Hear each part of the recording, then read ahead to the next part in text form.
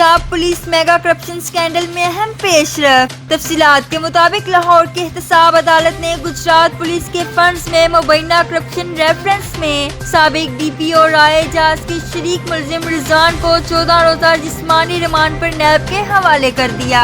अदालत ने मुलजिम को दोबारा 8 सितंबर तक पेश करने का हुक्म दे दिया। एहतसाब अदालत के जज जसद अली ने केस की समाअत की। जिस्मानी रिमांड मुकम्मल होने के बाद मुलजिम को अदालत में पेश किया गया और नैब हुकाम ने मजीद तफ्तीश के लिए मुलजिम के मजीद जिस्मानी रिमांड की इस्तदा की। अदालत ने मुलजिम का 14 रोजा जिस्मानी रिमांड मंजूर करते हुए समाअत मुलतवी कर दी। नैब के मुताबिक मुलजिम पर पुलिस मुलाजमीन की मुबैना करोड़ रुपए की वर्दियां हड़प करने का इल्जाम है। मुलजिमान ने पुलिस की गाड़ियों को मिलने वाले डीजल में बड़े पैमाने पर स्वाबदीदी फंड्स में हुड-बुड की। साबिक CO राय एजाज पर 70 करोड़ रुपए के करप्शन के इल्जामात भी आयद हैं।